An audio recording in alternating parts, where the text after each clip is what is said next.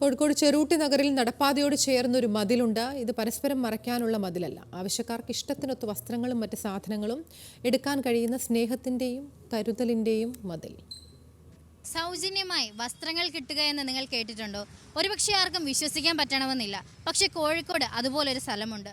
സാരിക്കും കുർത്തയ്ക്കും കളിപ്പാട്ടങ്ങൾക്കും ഒന്നും പൈസ കൊടുക്കേണ്ട. നമ്മുടെ ഇഷ്ടാനുസരണം നമുക്ക് വേണ്ടത് നമുക്ക് സെലക്ട് ചെയ്തിട്ട് എടുക്കാവുന്നതാണ്. അതുപോലൊരു സ്ഥലത്തേക്കാണ് ഇന്നത്തെ നമ്മുടെ യാത്ര.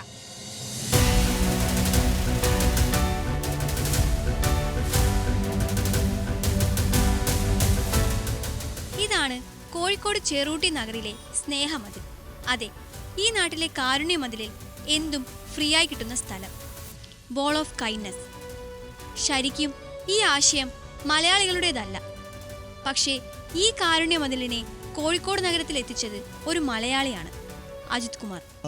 ഞാൻ ആക്ച്വലി ട്രാവൽ ചെയ്യുന്നൊരു വ്യക്തിയായിരുന്നു.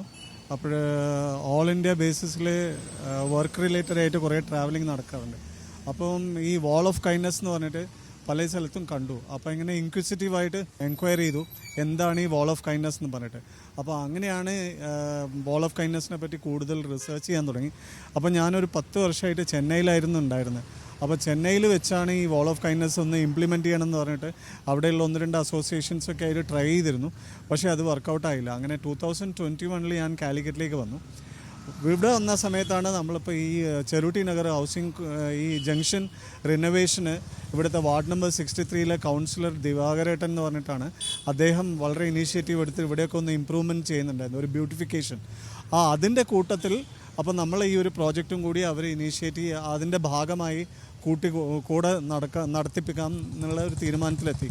ഇറാൻ പോലെ കഠിന ശൈത്യമുള്ള രാജ്യങ്ങളിലാണ് തണുപ്പകറ്റാനുള്ള കോട്ടുകൾ പാവപ്പെട്ടവർക്കും ലഭ്യമാക്കാനായി കാരുണ്യമതിൽ എന്ന ആശയം തുടങ്ങിയത്. അവിടെ മതിലുകളിലുള്ള ആണിയിൽ കൊളുത്തിവെക്കുന്ന കോട്ടുകൾ ഇഷ്ടാനുസരണം ആളുകൾ എടുത്തുകൊണ്ടുപോകും. ഇത് പിന്നീട് ഇന്ത്യയിലെ മെട്രോ നഗരങ്ങളിലേക്കും വ്യാപിച്ചു. കേരളത്തിൽ മഴ ശക്തമായ കാലാവസ്ഥയായതിനാൽ കാരുണ്യമതിൽ എന്ന ആശയം അടച്ചുറപ്പുള്ള മുറിയിലാണ് അജിത് കുമാറും കൂട്ടരും സൃഷ്ടിച്ചത്.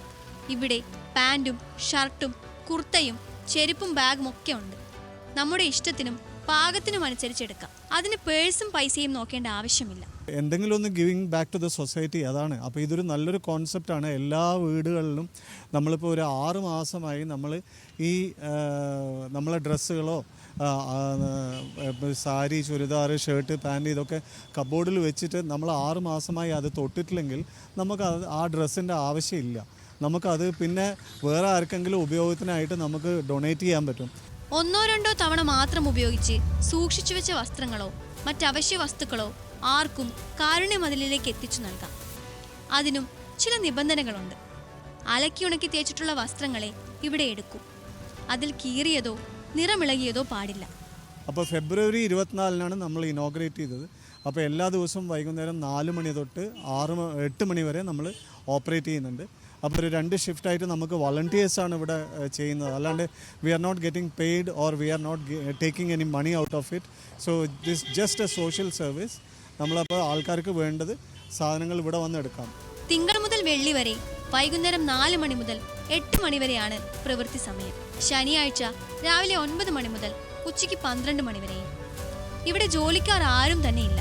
ദിവസവും ഓരോ വോളണ്ടിയർമാരാണ് ഇവിടെ വരുന്നവരെ സഹായിക്കുന്നത്. ഇഷ്ടപ്പെട്ട സാധനങ്ങൾ ഇവിടെ നിന്നും ആർക്കും കൊണ്ടുപോകാം.